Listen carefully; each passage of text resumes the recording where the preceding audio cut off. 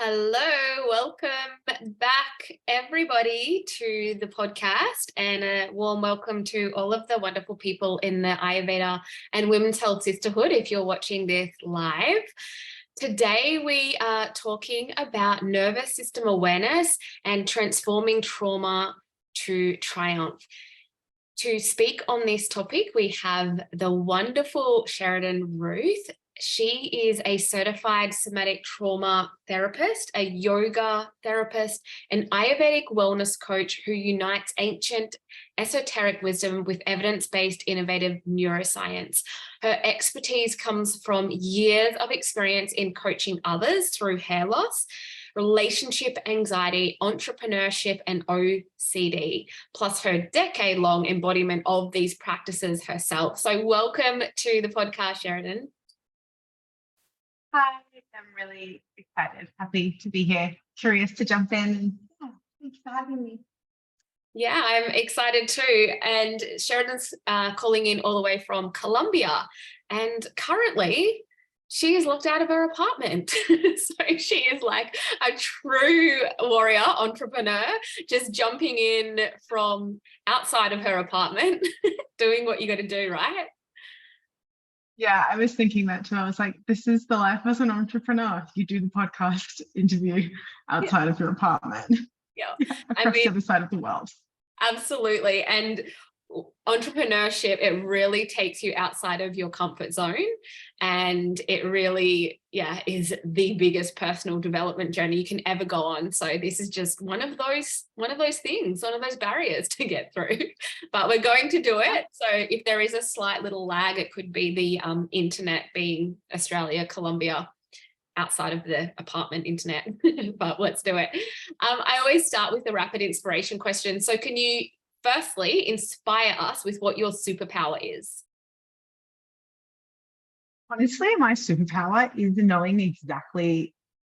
knowing the specific questions to ask a person. This sounds kind of lame, but knowing the specific questions to ask a person that are sometimes really uncomfortable, but help them kind of see something that they weren't seeing. I'm just amazing at asking questions.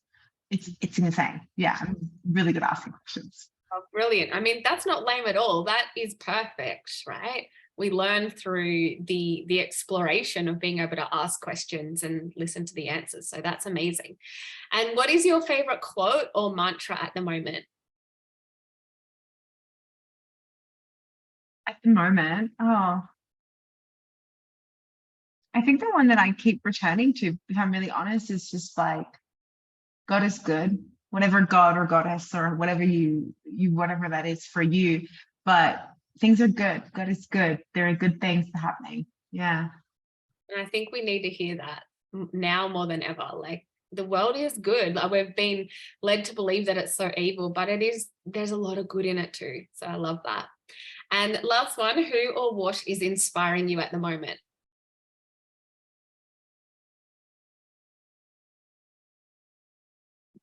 Honestly, just the mountains.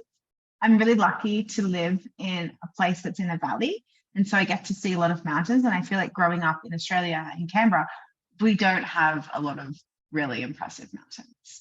And so I've always been enamored by how strong they are and how they just bring this really Karthik, this like grounding, like mama energy.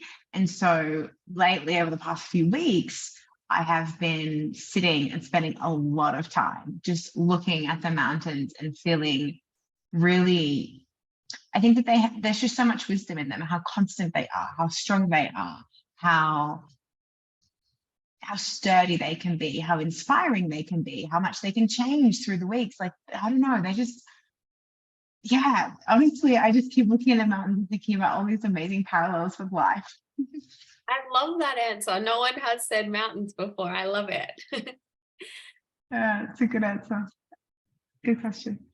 Can you please share with us how your journey into becoming a certified somatic trauma therapist, a yoga therapist, and an Ayurvedic wellness coach began, and what drew you to these fields?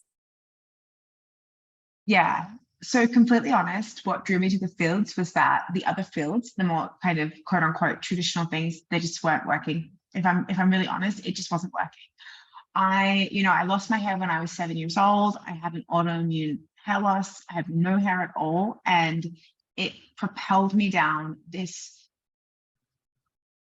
spiral of low self-esteem for all of my teenage years and my young adult life. And that low self-esteem influenced how I had relationships and friendships, and how I did my studies, and how I went to university, and all of the things, right?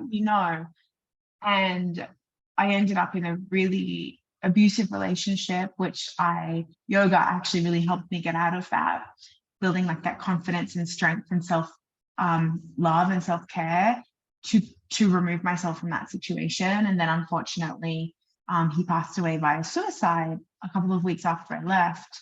And that just threw me into this hole of confusion and grief. And there was a lot of drama and chaos and tragedy that happened around my entire life, just falling apart. And I was diagnosed with complex PTSD, helpless anxiety, and all of these struggles, just being a human. And I was trying to feel better, and nothing worked except for yoga. But at the same time, it just wasn't enough. Yoga wasn't enough. That's really nice, but I need something that's going to help me change the way that I behave, and the way that I act, and the way that I feel, and the way that I speak to myself, the way I speak to other people, how I connect, what I'm doing, how I treat my body. I came from a background of disordered eating, and from yoga, I found myself into the somatic trauma therapy and kind of healed my complex. I don't like to use the word healed. I think that you guys understand what I mean when I say healed. Kind of worked through and healed those difficult responses to the world and life, and became much more secure in myself and my relationships and my emotions.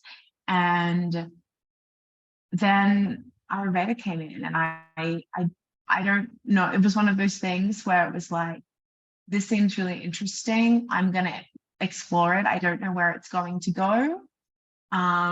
Let's give it a go. And bringing that into my life changed so many things. And I think already coming from a background working with the body, it's the soma and the nervous system, Ayurveda seemed like it helped a lot of lifestyle elements kind of click, kind of help bring the whole of you and spirituality together. And that's how I ended up here, just because I needed something to work. Love that. I always say, like, Ayurveda really calls you, and they say that the ancient sages have called you forward, like if you're being propelled towards the wisdom of Ayurveda. And it truly is a holistic medicine. It really touches the physical aspects of the body, the mind, the emotional aspects, the spiritual aspects, and I even say like our dharmic health, our dharmic path, and the way we show up in the world. And it just helps you cultivate so much self-awareness, and with that self-awareness leads to self-empowerment. And when you're self-empowered, you have this unlimited potential within you, and it really uncovers all of that. So no one truly understands how magical the world of Ayurveda is, and learning Ayurveda until you're in it. So yeah, I think it's so beautiful that you've been called to that. And I know with your work that you do have a unique approach, combining the ancient esoteric wisdom with evidence-based neuroscience. So how did you discover this integration, and how has it enriched your therapeutic practices? Yeah, I think as far as how I discovered it, it was just kind of, like I said, kind of following intuition, being like, I'm going to study these two things, and we're just going to see how that comes together. I'm really lucky because I get to work with really, really amazing individuals. I work a lot. Most of the people that I work with experience some level of anxiety.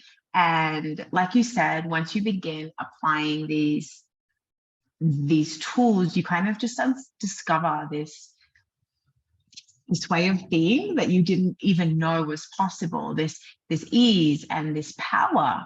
And so what's happened is that I began working with a lot of individuals around their complex PTSD and their emotional management and their trauma healing. And we would start and we would kind of do these body-based practices, and we would have our coaching, and it was really, really, really lovely, powerful. And then they started getting to this point where they were like, well, everything's really good now, and I want more. I have these dreams. And I've been really lucky that I've been able to work on a long-term basis with a lot of one-on-one clients. And what we've been able to do is bring Ayurveda in and bring kind of Tantra in as well. I come from more of a tantric perspective with Ayurveda, and bringing all of these things in and creating this own modality and methodology. And so a lot of it is, there's lifestyle tweaks that we bring together. There's psychosomatic exploration that we do. There's energetic work. There's meditative work, contemplative work. We contemplate our Dharma, but there's strategic changes that we make inside of their businesses or inside of how they work if they're not like self-employed. Yeah, it's physiological, it's lifestyle, it's micro in like the little moments of every single day. Let's change the way that you breathe when you're waiting. Let's change, if you're, instead of eating lemons, let's eat limes. These little micro changes, as well as these big macro changes of the trauma healing and inner child work and shadow work and embodiment changes and things like that. Does that answer your question? I don't know if I did. Yeah, absolutely. And I love that you have brought together your own methodology. It's exactly what we teach in my program, the Ayurveda Alchemist program, which certifies people to become Ayurveda and women's holistic health coaches. And my higher self methodology is the backbone to that and everything that I do. And my third pillar is dharmic impact. And part of that in the Ayurveda Alchemist program is really about drawing from your own personal experiences, but also your expertise. So even if everyone's qualified with the same certification or degree, you are so unique in the way you do things because you can draw on from your personal experiences and your other expertise, other skills, so that you can create your own methodology to help people because you know that it's true to you and you know that it works because you've been able to apply it and embody it in your own life. And I really feel with Ayurveda, it's not just about saying all the fancy Sanskrit words and, you know, saying, you know, what dinacharya and lifestyle routine and all that. It's actually about embodying the practice on that deeper level. And when you've embodied it yourself and in combination with the other things that you can do, it can turn it into a really unique method and unique medicine to the provider, the healer. And so I love that you've done that. And it's exactly what I teach my clients to do. You know, I've had kinesiologists, nurses go through the program. I've had accountants go through the program, yoga teachers, like everyone has their own flavor to make their own unique beauty with it. And that's what I love about it as well. I mentioned in your bio when I was introducing you that I read about you being diagnosed with complex PTSD, and you've also mentioned it as well before pursuing your Ayurveda coaching certification. So how did this diagnosis impact your entrepreneurial journey? And what role did the nervous system awareness play in overcoming these challenges? It impacted it so much more than I realized. Have you ever had one of those moments where you kind of look back and you're like, I got through it, but it was worse than I thought it was. Yeah. It was one of those. So I'm gonna kind of combine what I experienced as well as what I see my clients experience, because simply for the reason of that, I don't think I was fully aware of how much it was impacting me until I did this back route into healing, and I've now been able to go, oh, that is happening. Does that make sense? Yeah. So just for context, complex PTSD is when it manifests in a lot of different ways for each person, but a lot of the ways that what's really happened is that the body has perceived some level of trauma. So something that's too much or too often or too soon, the body perceives this. It has nothing to do with consciously what you think is too much.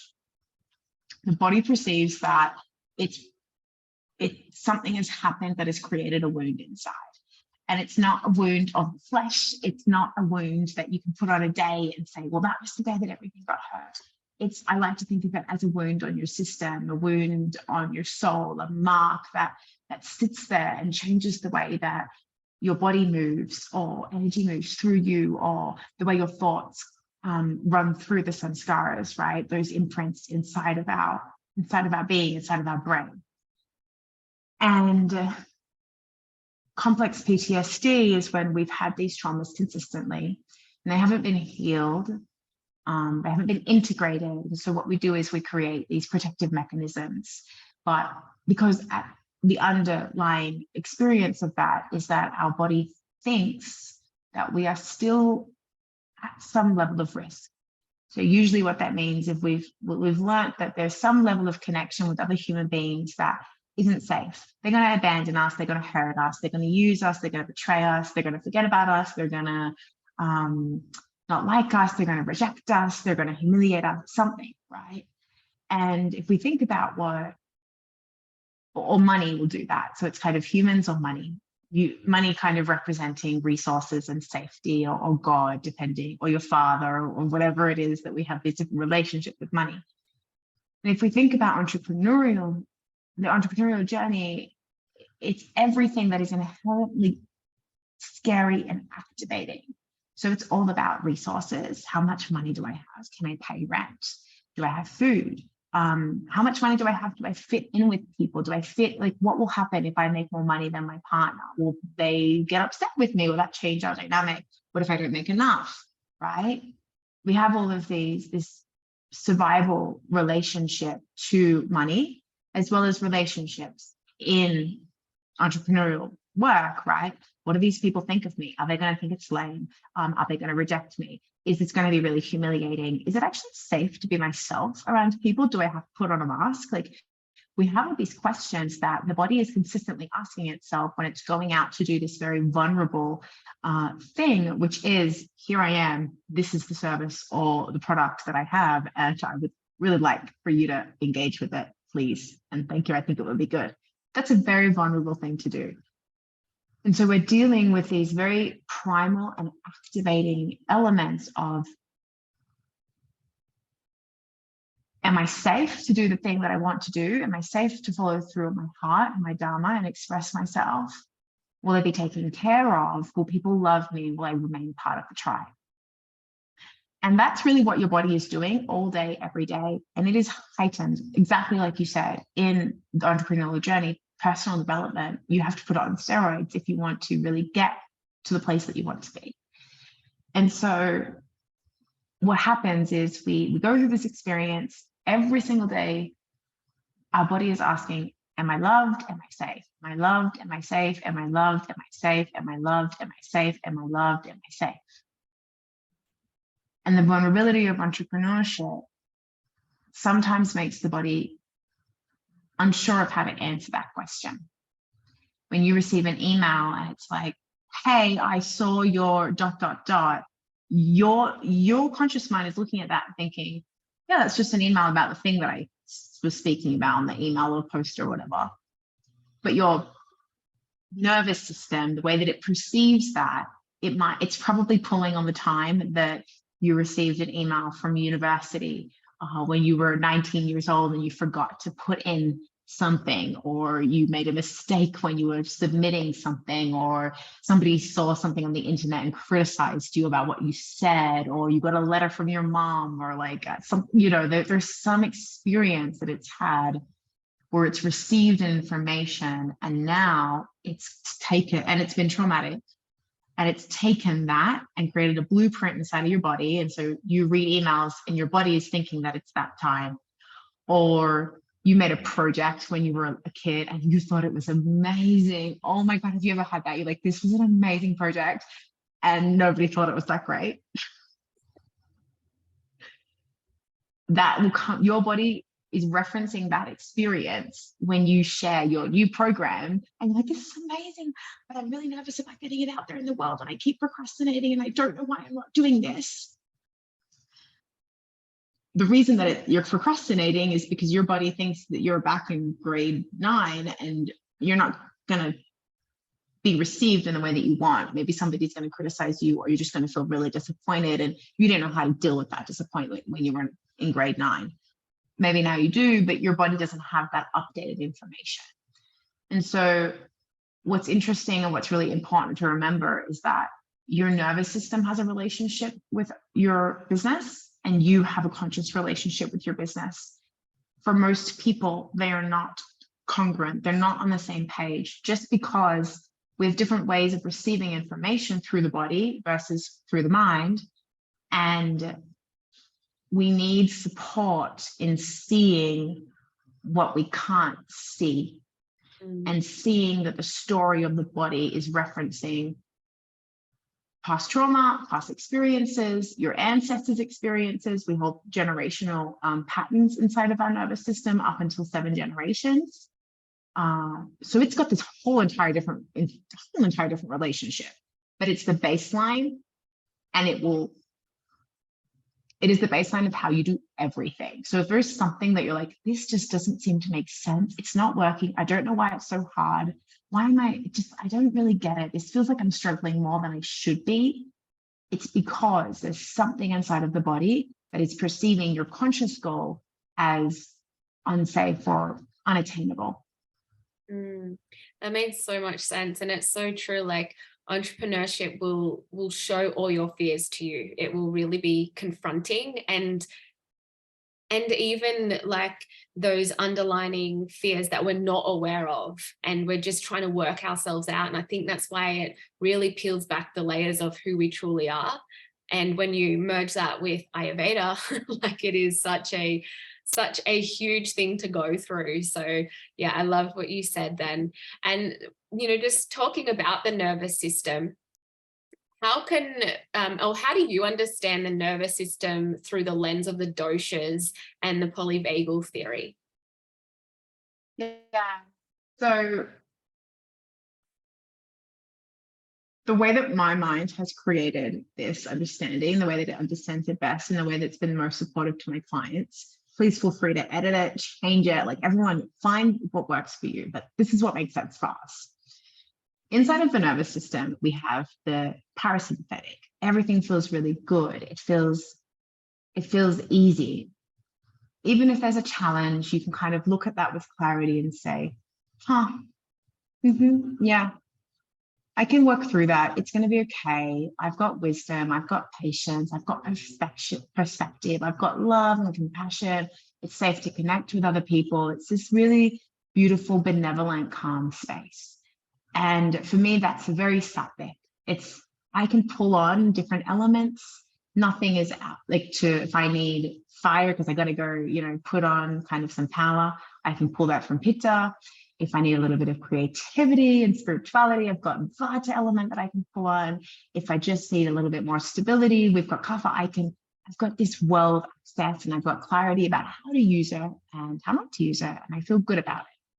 This is our regulated nervous system. Doesn't mean there's not challenges. It means that I've got them. And I've got access to these elements. And so what happens is the doshas, the way that I see them is that your body can pull on the elements that lives within it, right? We all have a little bit of everything inside based on what it perceives that it needs. So if I perceive that I am now in danger because I have a deadline and an email, and I'm really worried about what will happen if I don't make enough money this week, even if everything's fine, my body is perceiving that is a threat. And maybe I'm a little bit more Pitta oriented. What it might do is it might say, all right, she's got Pitta inside, and I've got this thing that I need to achieve in order to stay safe. I'm going to pull on the Pitta inside of me, and I'm going to use that fiery essence to get to what I need. And so I go into the kind of that fight it's like that pitta fight energy. It's like it's like boom. And so it's like, I've got to do this, and I've got heartburn, like I need more coffee. And it's like this, like kind of, I'm getting angry now that it's not going away. And we pull on all of the imbalance of pitta, right? We can pull on like the amazing leadership and determination and discipline and like pushing through. That's true. But we also are probably pulling on like the indigestion and and I don't know, the eczema, I don't know, all of these like pitta responses that we have, right? You might be the type of person who pulls on that. I know that I am. You might be the type of person who actually pulls more on vata, and we go into this fear-based space, right? So fear, it's like that dry, like scattered. I'm really scattered. I feel really distracted. I have to get this done. I'm really worried about this. It's like this worry and this procrastination, but at the same time, I'm kind of constipated, and I'm just like up in the air. Like we are in vata, right? And it's this flight response. It's like scattered. It like wants to run away. It's got this movement to it, right? We can also go the other way, and we can kind of topple past those, both of them, and we can go into that lethargic, heavy kapha, dorsal vagal shutdown response. If we think about what kapha is, if we have a lot of kapha in our system, it's like sluggish and heavy, and it can be a little bit icky, and we kind of want to shut down, and we don't really want, and when we have too much of that, we're actually in this freeze or immobilized response, which is that dorsal vagal. And what we need to get out of it is more fire, or more air, more movement, right? Like we would use spices, for example. We'd ask you to go out and go for a walk, for example. These are the things that help us take us outside of this dorsal vagal response in polyvagal theory. And I think it's helpful to look at it through the lens of elements, as well as the nervous system, because instead of me having to prescribe to you, do this breath work for this nervous system state, I can say instead, you have an overload of these specific qualities, these gunas, and we know that you need the opposite of that. So in this moment, based on the tools, the resource, the time, the privacy, and everything that you have, how can you build in those things? What would it look like for you to bring in more lightness? What would it look like for you to bring in a little bit of stability or sweetness? How would you bring that in to bring yourself back to that sattvic state? For me, it's much more empowering and applicable to like real life, right? Yeah, absolutely. And that's what I love about bringing in the elements, the gunas, understanding the doshas and how to work with them to the best of your ability to get the most out of your life and your business, or whatever that is for you. Even if you don't have a business, but you might have a career, you might have a family, whatever that is for you, we use these in everyday life just to bring ourselves into more of a balanced state, or more of a powerful state, if that's the state we need to be in for that moment in time. But I think just backtracking a little before people get to that understanding of how to use these elements and the gunas, the doshas, to propel them forward. I think there are a lot of people, they have past traumas, but they are unaware, or they haven't quite identified the traumas, and are unaware of how they can move through these challenges to unlock their full potential, so they can move forward in their life or in their business, whatever that may be. So in your line of work, how can you help them identify and work through these challenges to start with, to identify the underlying sort of traumas? What would you say there? It's a big question. Great question. A big question. Big question. Yeah. Big question. And you know what? I'm going to answer it in a really simple way. So there are so many traumas, and each of them has kind of presenting different symptoms, right? If I have a fear of abandonment, let's just use entrepreneurship, for example. If I have a fear of abandonment because I have a trauma of abandonment, I might be like, oh, I'm going to get off the sales call, and then if they don't respond for 3 days, like I'm going to have heart palpitations because they said yes, but what if they change their mind, right? If I'm super avoidant, I might like just completely avoid connection and want to kind of not connect with humans and just kind of stay up here and like feel kind of this like I don't really want connection, and that can really lead to a lot of burnout because you're consistently having to pull yourself up and out of yourself in order to serve people because you don't feel comfortable connecting with them, right? I think it's pretty obvious if I have a trauma around being seen, if I have insecurities about my body, if I'm insecure about how worthy I am or how smart I am, or if I'm enough, or it's going to manifest in not being able to kind of be seen and speak what you really want to say inside and share the medicine that you go through the program and that you create, right? There's traumas around if I don't have enough trust in myself, I'm not going to be able to make decisions. I'm going to be really indecisive and really hard for me to make decisions and do the things that I want to do. I'm not going to have that courage and that bravery because I don't trust that I'm going to be okay if it's on the other side. All of these things, you and I could probably sit and talk for 3 hours identifying it. Like you've had clients where you see that there's something deeper stopping them, right? Absolutely. But I think the best way to identify it is doing kind of an audit of your day. And I have a tool that I can share with you, and everyone can go and they can download it and they can use this tool, because when you are facing trauma and you're facing something that is pulling your trauma out, your nervous system goes into, like we said, it's like, oh, that's not totally safe. We're touching on some really sensitive things right now, and I'm not really sure about that. And so what we can do is we can track the sensations, the thoughts, the emotions, and the response that our body is giving us throughout the day, using an awareness and education of the nervous system and what it means. And I have a tool that will educate on that and give you the ability to do that. But if we can track that throughout the day, especially throughout the work day, for let's say 2 weeks, then we're going to be able to look at it and say, oh, I've noticed that when I do this specific task, I have like weirdness in my stomach afterwards. And I didn't notice that before, but I'm noticing that happened 3 times last week. I wonder what that is about. And we can take our curiosity and all of our tools and I think all of us have so many amazing tools to do an inquiry, and if not, ask me for help, ask you for help.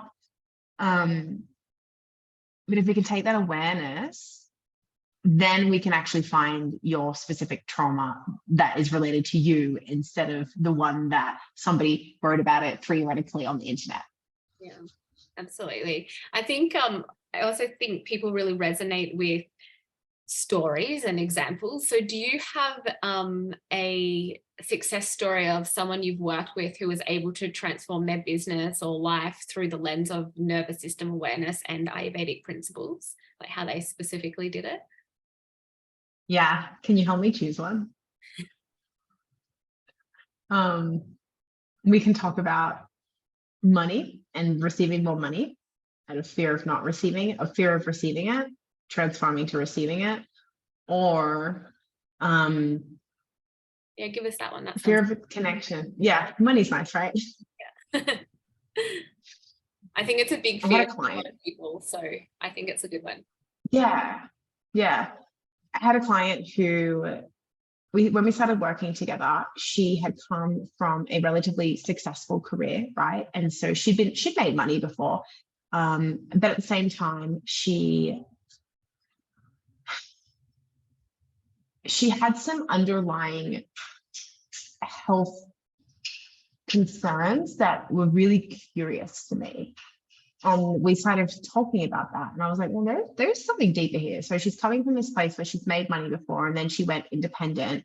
And the skills really didn't change, but she lost a lot of weight.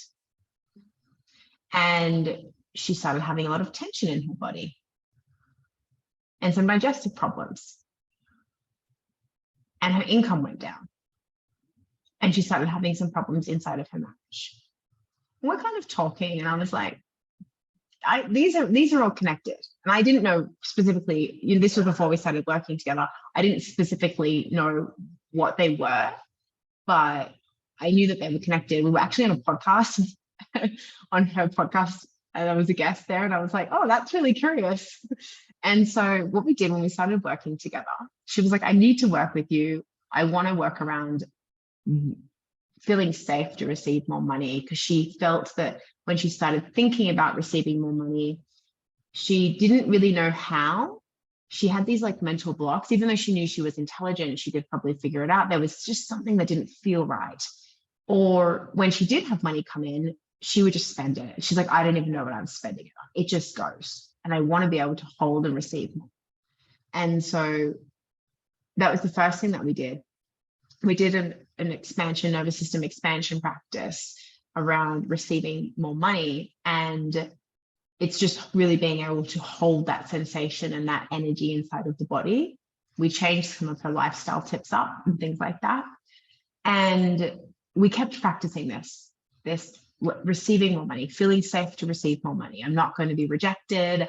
I'm not going to put the weight back on. I'm not going to change, the dynamic won't change in my marriage. Just I feel safe to receive more money, to earn more than my partner, to be that big again, energetically in my vision, without being that big in my weight. And we did a lot of inquiry around the tension and the pain that she had. And what happened was, to be honest, it was a little bit kind of like, oh, I'm not really sure how this is going to go. The money wasn't coming in for a little bit while. It looked like something should have been looking different for it to be successful, right? But we kept going, and we kept having faith, and we kept going with the practices. And towards the end of our time working together, it sounds so silly.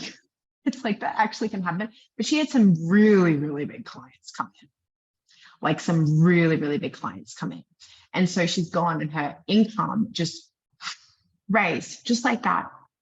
And she made more of that in that last month of us working together than she had made since, maybe like she hadn't made that amount in about 3 years. And not only did that happen, that was really lovely. That was really, really amazing, really, really awesome. But the biggest thing about our time working together was that there was not a single moment where she felt that she was pushing herself, that she's very like this fiery Pitta Aries type. But there was not a single moment where she ever felt like she had to work really hard and like really push herself and go into this like hustle mentality. She did it all from this place of like ease and pleasure, softness. And it's because of that her body relaxed, the tension in her neck went away, her digestion improved, her relationships improved. And for me, the money was amazing, and that was really, really cool. And like she ended up actually getting her favorite car. Like she'd been manifesting this car for years and she hadn't gotten it. And then she got it on like this ridiculous sale. I was like, okay, red Jeep, love it. But all of it was done from so much ease. I mean, that's impressive in its own right, being a high Pitta constitution, right? So that's accolades to that. I know. I was like, yeah. Yeah, that's fantastic. So I think, to wrap it up, would you be able to share some simple yet effective techniques that individuals can implement daily to improve their nervous system awareness and just overall mental resilience? Because I think when we're looking at our nervous system, we also need that mental resilience as well. They kind of like go hand in hand. So do you have any implementations that you do through the day or that you give your clients that the listeners can take with them from this episode and start working on those small things today? Yeah, I think the biggest one is something that it's kind of maybe where I want to invite and challenge the listeners is to get to know your nervous system state, like your pattern. I'm more of a Pitta, and I tend to get more critical towards myself or towards others, and that's kind of a sign that, oh, there's a bit of an imbalance here. I tend to be that go, right?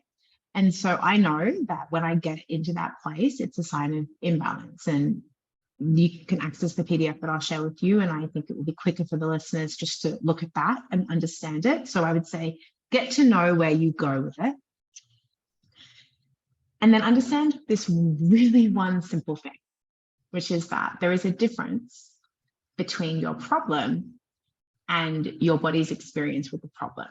So if we're dealing with a problem in our lives, in entrepreneurship, even it's just life, it's just kind of like there's lots of things we have to sort out, right? This doesn't go well, I have to call Telstra. Oh my God, this happened, I got this email, right? There's so many problems. There's two things. In every problem, there's two problems. There's your nervous system response to the problem, and there is actually the problem.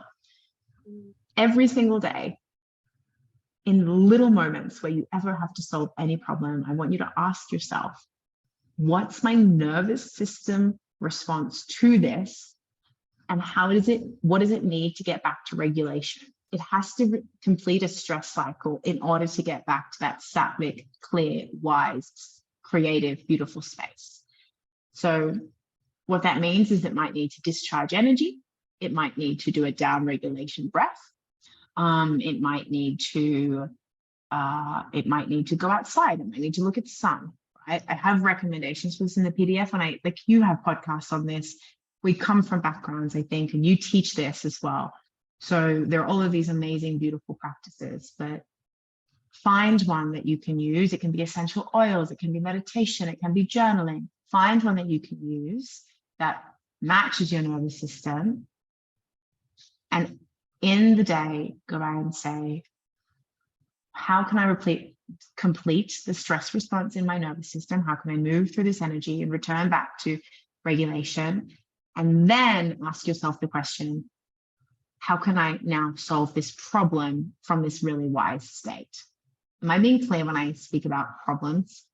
Yeah, absolutely. And I think it's the beauty of when you really understand how to work with your dosha and the gunas, the elements, because it really is an individualized medicine. So even what I'm hearing you saying is understanding your nervous system according to your doshic imprint, and how we can then apply the tools to whatever, problem, quote unquote, has caused the dysregulation in the nervous system, or perceived problem, I should say, because it's your nervous system reacting to a perceived problem. I mean, sometimes it is a real problem, but sometimes we perceive it in a different. Sometimes it is, yeah, absolutely. 70% of the time, at least, it's definitely not.